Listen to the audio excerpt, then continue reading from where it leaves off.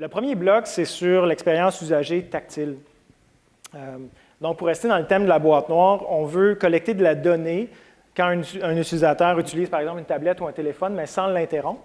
Donc, on a des choses intéressantes, comme par exemple, à gauche, vous voyez l'oculomètre qui est en fonction. Donc, essentiellement, le point rouge, c'est où Félix est en train de focusser son attention visuelle. Vous voyez que des yeux, ça bouge vite, puis ça regarde plein de choses. Puis à droite, de façon simultanée, on a ses émotions. Donc, vous voyez que là, il est très content. Puis là, il va voir quelque chose qui va beaucoup le fâcher là, dans 2 secondes. Ouais, vous voyez. Ou même dégoûter. Donc, ici, on a tout ce qui est en haut de l'axe, c'est ce qui est positif, tout ce qui est en bas, négatif. Et les barres horizontales, c'est les émotions spécifiques. Donc, la joie, le dégoût, la surprise, etc. Vous allez voir les démos tout au long de la soirée. Puis, dans le premier bloc, essentiellement, je vais vous parler d'un projet qui est sur le toucher et l'impact du toucher sur la mémorisation de publicité et de marque. Et ensuite, on va passer la parole à Pierre-Arthur de La Presse qui va venir nous présenter ce qu'ils ont fait au Tech3 Lab quand ils ont fait le développement de leur application, La Presse Plus. Une des choses qu'il a fallu faire quand on a commencé à faire de l'oculométrie avec des appareils mobiles, c'est d'améliorer la méthode.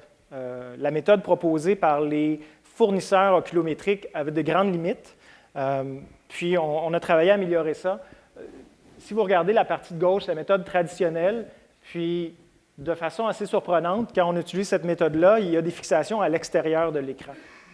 Essentiellement, c'est parce qu'il y a une petite caméra là, qui est attachée, puis si l'utilisateur accroche la caméra, bien, tout le reste de l'oculométrie est comme déphasé, décalé. Évidemment, ça, on ne veut pas ça. Ça coûte assez cher avoir des participants puis qu'ils fassent les tâches. Donc, on a amélioré la technique pour ne pas utiliser cette caméra-là, mais utiliser autre chose qui fait que toutes les fixations sont vraiment à l'intérieur de l'interface qui nous intéresse. Donc, ça, c'est une chose qu'on a améliorée au cours du temps et maintenant, c'est très, très efficace. Bon, évidemment, c'est un peu la même chose ici. Là. On va regarder à la fois l'oculométrie et à la fois les émotions générées par l'interface.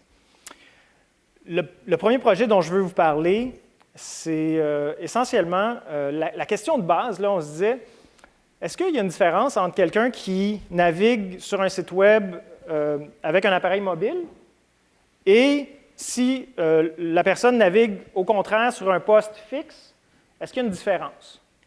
Si on parle d'appareil tactile, on touche à des produits quand on navigue. Si on parle d'un poste traditionnel, on ne touche pas aux produits. On les regarde, mais on touche la souris. On n'a pas un contact, là, œil, doigt sur quelque chose. On se disait, il doit y avoir quelque chose en arrière de ça.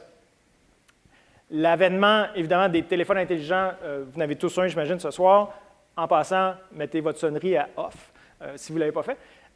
Sinon, le taux de pénétration des tablettes est aussi très important. Donc, les environnements tactiles, on en a de plus en plus. Est-ce que ça fait un impact sur la mémorisation qu'on a des éléments qu'on voit quand on navigue? C'était la grande question. Puis, ce qu'on a trouvé, 2 choses intéressantes. Les gens qui ont un grand besoin de toucher, vous connaissez des gens qui aiment toucher les choses ou toucher des gens, ces gens-là, quand ils utilisent un écran tactile, se remémorent jusqu'à 2 fois plus les choses qu'ils ont vues. Assez intéressant. Et aussi, leur activation cérébrale est plus grande quand ils voient des marques qu'ils ont déjà vues. Donc, je suis allé sur Internet avec ma tablette, j'ai croisé des marques, j'ai touché à des marques. Quand je les revois, je les reconnais davantage, ça stimule davantage mes activités cérébrales. Bon, si vous réfléchissez à ça, c'est beau, c'est de la recherche, mais à quoi ça sert, de façon pratique? Bien, dans le fond, ce que ça dit, c'est que le toucher, même virtuel d'un produit, là, je touche mon écran, je suis en contact médié avec un produit, ça a un effet sur ma mémorisation du produit. Donc, si vous pensez à ça un petit peu, sur vos sites Web, le trafic provenant d'appareils tactiles est quand même intéressant, et peut-être même plus intéressant que le trafic provenant d'un desktop traditionnel. Parce que ces gens-là vont se rappeler davantage des choses qu'ils ont vues sur votre site Web, parce qu'ils ont touché à des choses sur votre site Web. Et évidemment, pour des annonceurs qui, par exemple, investissent leurs dollars dans des applications mobiles, bien, le fait qu'on touche à leur annonce, à leurs produits, c'est pas mal plus intéressant parce qu'il y a plus de mémorisation que dépenser le même dollar sur des interfaces où est-ce qu'on ne touche pas aux produits.